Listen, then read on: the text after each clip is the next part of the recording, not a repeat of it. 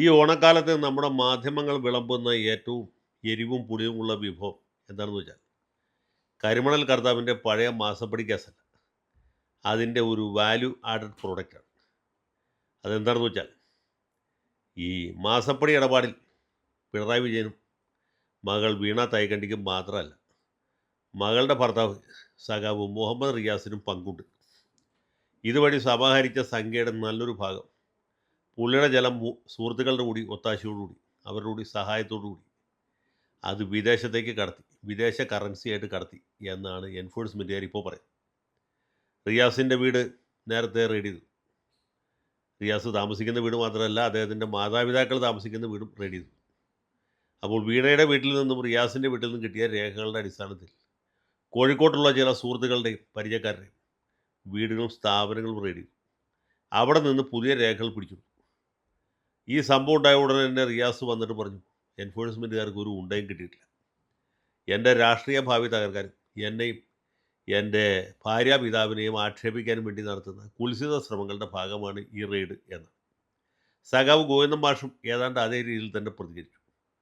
പക്ഷേ അന്ന് വൈകുന്നേരം എൻഫോഴ്സ്മെൻറ്റുകാരെന്ന് പറയുന്ന പരമനീചന്മാർ ഒരു പത്രക്കുറിപ്പിറക്കി.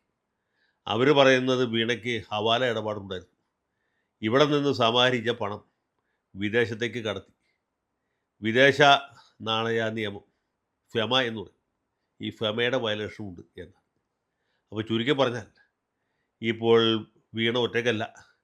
ഒരു ഭാഗത്ത് പിണറായി വിജയനും മറുഭാഗത്ത് മുഹമ്മദ് റിയാസുമായിട്ടായിരിക്കും ജയിലിലേക്ക് പോവുക എന്നുള്ള കാര്യം ഏതാണ്ട് വ്യക്തമായി. ആ പത്രക്കുറിപ്പ് വന്നതിന് ശേഷം CPM-ൻ്റെ ഏതെങ്കിലും ഒരു നേതാവ് ഈ വിഷയത്തെക്കുറിച്ച് മ എന്നൊരക്ഷരം വേണ്ടിയിട്ടില്ല. പിണറായി സഖാവും പറഞ്ഞിട്ടില്ല, ഗോവിന്ദൻ സഖാവും പറഞ്ഞിട്ടില്ല.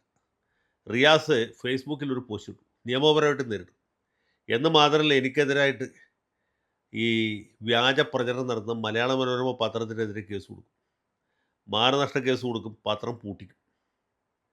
പിന്നെ മാമൻ മാത്യുവിനെയും ഫിലിപ്പ് മാത്യുവിനെയും ജേക്കബ് മാത്യുവിനെയൊക്കെ കയ്യാമം വെച്ച് നടു റോഡിൽ കൂടി നടത്തിക്കും.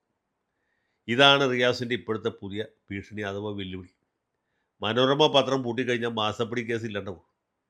മലയാള മനോരമയും മാതൃഭൂമിയും ഏഷ്യാനെറ്റും പൂട്ടിയാലും മാസപ്പടി എന്ന് പറഞ്ഞ സംഗതി കേരളത്തിൽ സകല ആളുകൾ ഓർക്കുന്നത് റിയാസിൻ്റെയും വീണയുടെയും പേരിലായി. പണ്ട് വേളൂർ കൃഷ്ണൻകുട്ടി മാസപ്പടി മാധപിള്ള എന്ന് പറഞ്ഞൊരു ഒരു ഹാസ്യകൃതി എഴുതിയിട്ടുണ്ട്. എൻ്റെ ഓർമ്മ ശരിയാണെങ്കിൽ അത് ജനയുഗം ആഴ്ചപ്പതിപ്പിലാണ് പ്രസിദ്ധീകരിച്ചത്. കാമ്പിശ്ശേരിക്കാരനായുള്ള സമയത്ത്. ഇപ്പോഴും വല്ല ലൈബ്രറിയിലൊക്കെ നോക്കിയാൽ കിട്ടും മാസപ്പടി മാധപിള്ള. അതിനുശേഷം ഇവിടെ മാസപ്പടിയുമായിട്ട് ബന്ധപ്പെട്ട് അറിയപ്പെടാൻ തുടങ്ങിയത് തിരുവനന്തപുരത്ത് പണ്ട് കല്ലുവാതുക്കൽ താത്തയുടെ ഗോഡ് ഫാദറായിരുന്ന ഈ കല്ലുവാതുക്കൽ വിഷമദ്യ ദുരന്ത കേസിലെ പ്രധാന പ്രതികളായിരുന്ന മണിച്ചൻ, കൊച്ചനി എന്നിവരുടെയൊക്കെ കയ്യിൽ നിന്ന് മാസപ്പടി വാങ്ങിയ ചില രാഷ്ട്രീയ നേതാക്കന്മാരുമായിട്ട് ബന്ധപ്പെട്ടായിരുന്നു. കടകംപള്ളി സുരേന്ദ്രൻ, ഭാർഗവി തങ്കപ്പൻ, ഇങ്ങനെയൊക്കെയുള്ള ചില വിപ്ലവകാരികൾ. അവരുടെയൊക്കെ പേര് മാസപ്പടിയുമായിട്ട് ബന്ധപ്പെട്ട് കേട്ടിരുന്നു. പക്ഷേ ആ മാസപ്പടി അല്ല ഈ മാസപ്പടി. ഇവിടെ മാസപ്പടി വീണ, മാസപ്പടി വിജയൻ, മാസപ്പടി റിയാസ് എന്ന് പറഞ്ഞ ത്രയമുണ്ട്. മഹാകവി ത്രയം എന്നൊക്കെ പറയില്ല, ആശാൻ ഉള്ളൂർ വളർത്തു. അതുപോലെ ഇവിടെ മാസപ്പടി ത്രയമാണ്. പിണറായി, വീണ, റിയാസ്. അത് ഹവാല ഇടപാടുണ്ടോ, വിദേശത്തേക്ക് കടത്തിയോ, ഡോളർ എത്ര, ദിർഹം എത്ര, റിയാൽ എത്ര എന്നൊക്കെ കണക്ക് വരാൻ പോകുന്നുള്ളൂ. അപ്പോഴാണ് റിയാസിൻ്റെ ഉണ്ടയില്ല പിടി, മാനനഷ്ട കേസ് കൂടുതൽ. എൻ്റെ പൊന്ന് റിയാസെ, മാനം ഉണ്ടെന്ന് ആദ്യം തെളിയിക്കേണ്ടി വരും, എന്നിട്ടല്ലേ മാനനഷ്ടം. മാനം ഉണ്ടായാലല്ലേ മാനനഷ്ടം ഉണ്ടാവുള്ളൂ. നിങ്ങൾക്കിപ്പോൾ ഭയങ്കര മാനമാണല്ലോ. നിങ്ങൾക്ക് 3 പേർക്കുള്ളത്ര മാനം ഇന്നിപ്പോൾ കേരളത്തിൽ CPM-ൻ്റെ ഏതെങ്കിലും നേതാവിനുണ്ട്? ഇനി ഉണ്ടാകാൻ സാധ്യമാണ്. CH കടാറിൻ്റെയും MK കേളുവിൻ്റെയൊക്കെ വലിയ പാരമ്പര്യമുള്ളതാണ് കോഴിക്കോട്ടെ മാർക്സിസ്റ്റ് പാർട്ടി, അല്ലെങ്കിൽ അവിഭക്ത കമ്മ്യൂണിസ്റ്റ് പാർട്ടി. അവിടെയാണ് റിയാസിനെ പോലുള്ള പടുമുളകൾ കയറിയിരിക്കുന്നത്. അതുകൊണ്ടാണല്ലോ കഴിഞ്ഞ നിയമസഭാ തെരഞ്ഞെടുപ്പിൽ കോഴിക്കോട് ജില്ലയിൽ CPM-നും ഇടതുമുന്നണിക്കും ചരിത്ര പരാജയമുണ്ടായത്. പോട്ടെ, പാർലമെൻറ്റ് തെരഞ്ഞെടുപ്പിൽ സഖാവ് കളമര മേരിയും എത്ര വോട്ടിനാണ് തോറ്റത് എന്ന് റിയാസ് ഓർമ്മിക്കുന്നുണ്ടാവില്ല. കുഞ്ഞാലിക്കുട്ടി സാഹിബിൻ്റെ സഹായം ഉണ്ടായിരുന്നുകൊണ്ട് മാത്രമാണല്ലോ ബേപ്പൂർ മണ്ഡലത്തിൽ റിയാസ് തന്നെ ജയിച്ചത്. ഇതൊക്കെ നാട്ടുകാർക്ക് എല്ലാവർക്കും അറിയാം. ഇനി മാനനഷ്ട കേസ് കാണിച്ച് മലയാള മനോരമക്കാരെയോ മാതൃഭൂമിക്കാരെയോ ഏഷ്യാനെറ്റുകാരെയോ ആരെ വേണമെങ്കിലും ഭീഷണിപ്പെടുത്താം. പക്ഷെ ഇവരാരും പേടിക്കുകയില്ല. കാരണം അമ്പോഷൻ്റെ ഭരണമല്ല, ഇപ്പോൾ ഭരണം മാറി, സർക്കാർ മാറി. ഇവിടെ UDF-ൻ്റെ സർക്കാരാണ്.